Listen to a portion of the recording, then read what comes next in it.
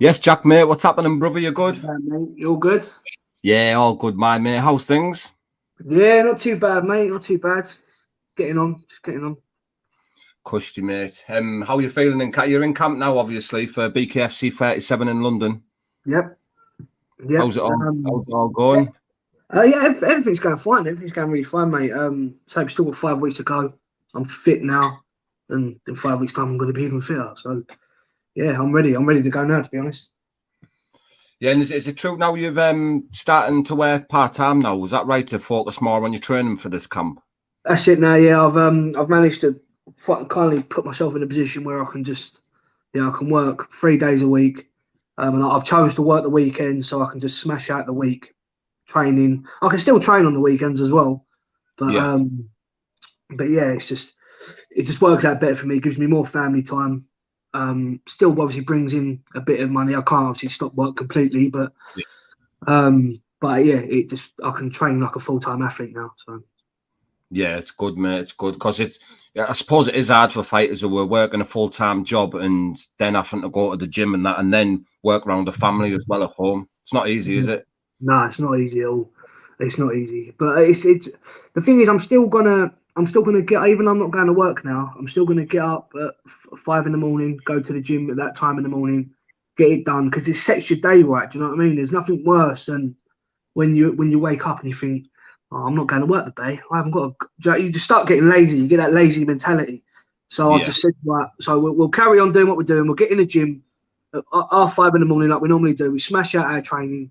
And then, like I said, it gives me all day then to get all the other bits in that I need to get in, as well as spending time with the family. Yeah, of course, mate. And do you know much about your opponent who you're fighting? I know a lot about him. I'm quite good friends with my opponent, actually. Oh, yeah, I didn't know that. Yeah, it's all right. So I'm still going to knock him spark out, though. Don't worry. So how do you know each other? Have you fought gloved or something before, or trained together? No, so what happened was, a while ago, me and him were supposed to both be fighting on we were supposed to be fighting on that Ragnarok show that was supposed to happen in Norway. Yeah. Which obviously got cancelled. I think that's how we met. I'm sure that's how we met. And there was another thing that we were supposed, both of us were supposed to be involved in together that never come off. But yeah, we met each other through that basically. And then obviously he got involved with the BKB side of things after I'd stopped by the time he got involved with it. But yeah, we just spoke to each other since then, really. Yeah, good, mate. And obviously now you're fighting for this massive promotion, BKFC. Is it like an extra push in your training? Like, is it an extra buzz that you're going to be fighting on like the world's biggest bare knuckle platform? It is, and that's partly the reason why I've decided to go part-time with work, because at the end of the day, we got some top names coming over to fight on BKFC, and you know full well that they're not working, they're not going to work, they're training full-time.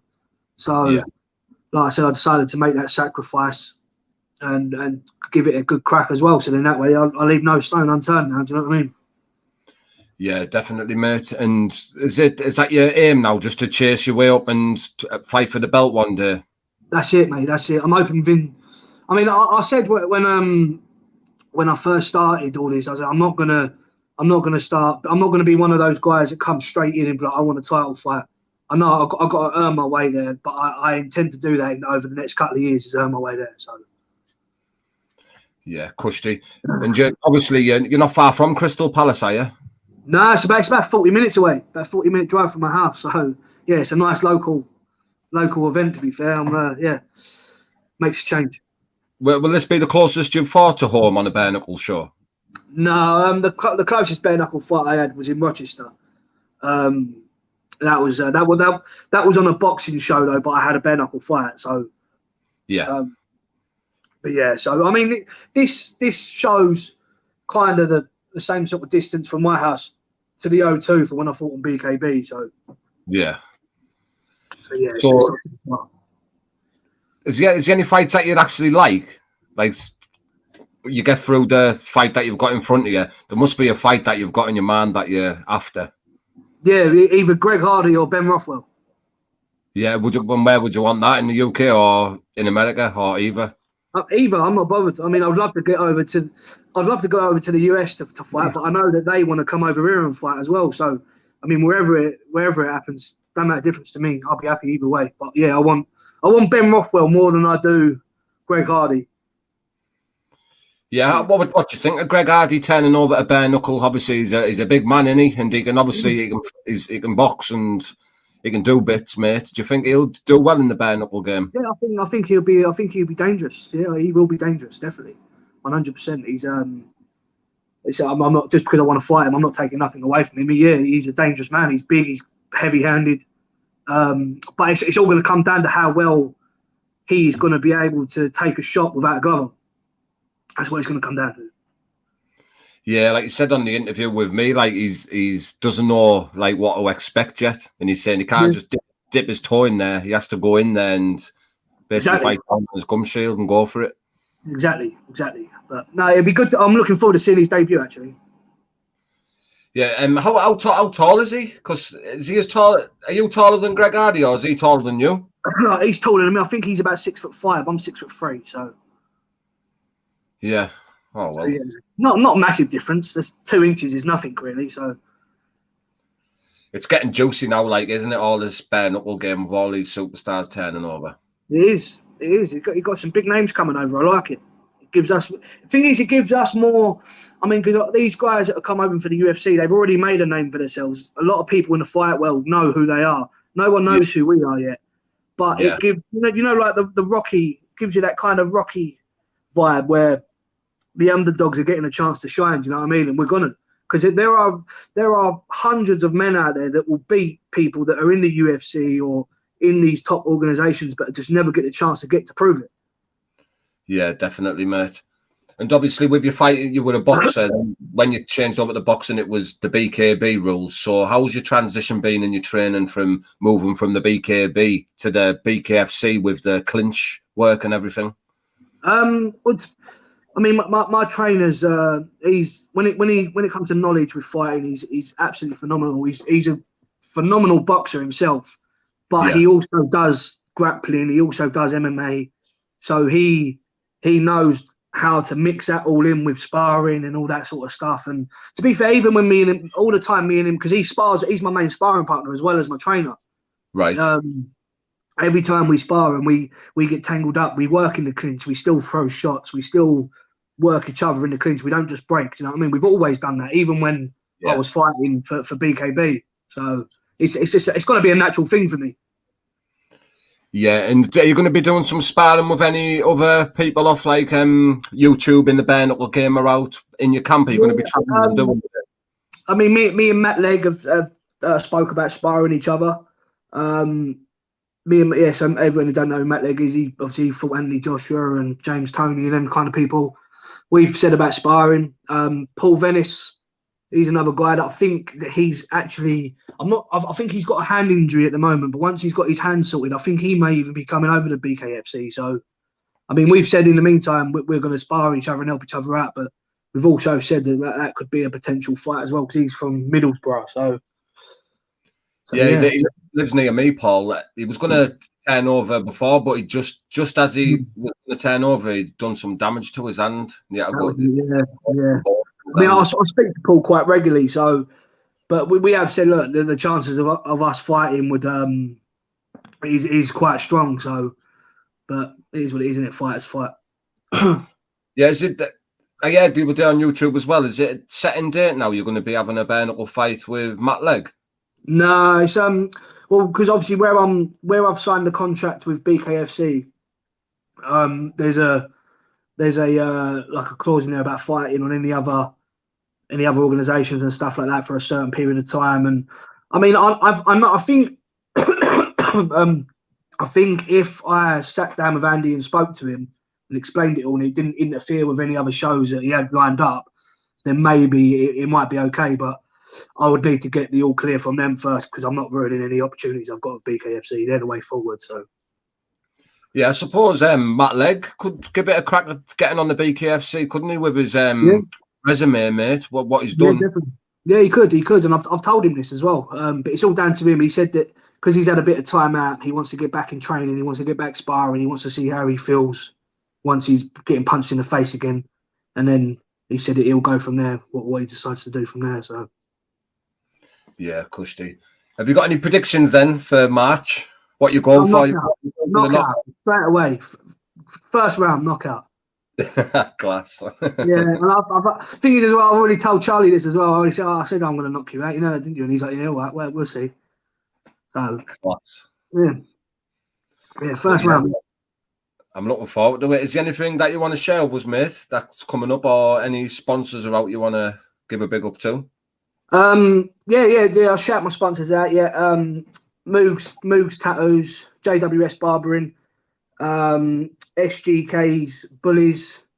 Who else have I got now? I've got quite a few sponsors now. B Automotive, Psycho Security. Who else is there? There's a couple. Do you know what? I'd have to have a look again, but all of my sponsors, they all know who they are anyway. They'd say I've had a fair few jump on board since I've announced this fight, and it's really helping me out. Especially even now that I'm only working part time as well. Do you know what I mean? So it gives me a little bit more breathing space. And like I said, without all them guys helping me out, it just makes it a lot easier for me. Do you know what I mean? Yeah, definitely, mate. 100%. And where can people follow you on YouTube and Instagram and things? I'll put the links in the description just for the people who obviously don't look in the description. Yeah, just type in on YouTube Jack Draper, Jack Draper BKB, and my channel will pop up. Do you know? I don't even know what my username is on Instagram. I think it's a Spartan something, isn't it? Spartan, yeah, the Spartan. Yeah, type in the Spartan 4439, I think it is. The Spartan 497. 497, there it is. See, I'll just put random numbers in it. But yeah, they're the main. I'm on Facebook as well. Just type in Jack Draper and you'll find me on there. But I'm mainly on YouTube and Instagram. Yeah, sweet. And I'm presuming you've got. Have you got any tickets left? If there's anyone looking who lives local to where you are, that they can get the tickets from. Yeah, I've got a fair few. I've got a fair few amount of tickets left, but they are going quite quickly. So, I mean, I think I'm gonna, after this week, I'm gonna have to order another batch in. But yeah, there'll always be tickets. There'll always be tickets to get. Yeah. So yeah, just give us a message and we'll sort them out. Sweet, man. I won't keep you too long, pal, because I know you're busy with the kids this morning, and I really appreciate you coming on, mate. We'll definitely do something else closer to the event. Yeah, definitely. We'll have to get old Charlie boy on here and we'll do like a face-to-face thing. Yeah, definitely. If he's game for it, mate, we'll do it. 100%. Yeah, that'd be funny. That would be funny. I'll drop him a message today about it. Yeah, all right then. Yeah, sweet. Yeah, that'd be good. That. Sweet, mate. I'll let you know what he says, anyways. But have a good day, mate. Yeah, and thanks for coming on. You too, mate. Thank you, mate. Thank you for having me. Cheers, Jack. See you later, mate. See you soon, mate. Bye. Ta-ra, mate. Yes, people. Really appreciate everyone tuning in there. Much appreciated. Let's see what we got in the comments here. In the Red Corner podcast. Big up my brother. Head over to his channel, people. Give him a subscribe. Joe Taylor. Steve Ray. What's happening, lads? Hope you're well. Well, Storm Raider. You've got no fans, mate. Andy Blaney. Hope you're okay, my man. My brother from another mother, Mr. Tony Meehan, who runs Doncaster. In the comments there. Love you, brother. Steve Ray. Hold tight, my man. I'd rather the BKFC rules, in my opinion. They want the fighters to fight. Yeah, it changes it up, doesn't it? It's all that new life. It's just a pure adrenaline rush, mate. I love it, mate. Yeah, I've never spoke to Matt, but I watch his videos on YouTube, and he seems like a lovely bloke. Like, he's done big things as well, hasn't he? I remember watching him when he was pro.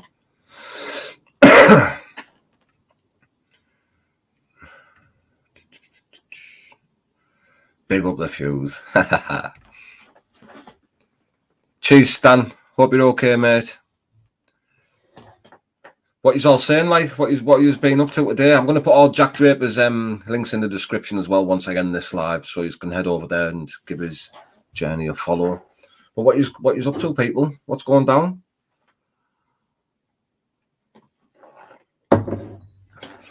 He's going to the BKFC 37 in London. Connor, the Brumtown Bombertini, going to be headlining against Jake, the Gypsy Jake Lindsay rather, from America, ex-UFC and Bellator fighter. It's going to be great, man. Some class fights on. It's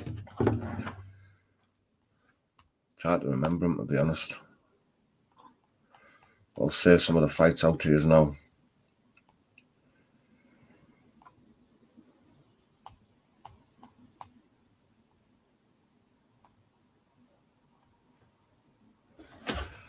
Gonna be looking for ages in my phone.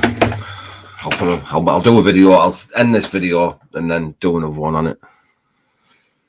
Jeez, Lou, what you up to tonight? I'm meant to be going to do a bit of filming tonight, mate. Yeah, I'm meant to be going to do a bit of filming. I'm not going to say what yet, just in case. But yeah, I'm meant to be meeting up with a couple of people in the gym and getting some filming done.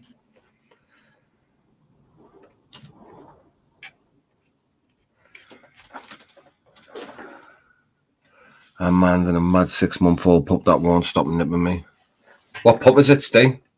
I've got a little Frenchie, man. She's a bit of a nightmare at the moment. I think she's due on season again. But yeah, she's a nightmare. I woke up yesterday morning, she had me TNs in a cage, pair of me TNs. I was just like, oh, God. Ripped all the bottoms off them. Jeez, boy. But she seems to be more like, when she's coming on season, she's more like hyperactive and like a little, not aggressive, but yeah, you understand what I mean. It's like a little pig, man.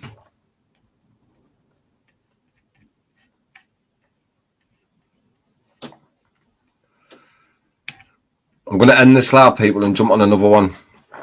And I'll put the link out so people can join. I'm free all morning, so I might as well do something. Stay tuned, people. I'll be back.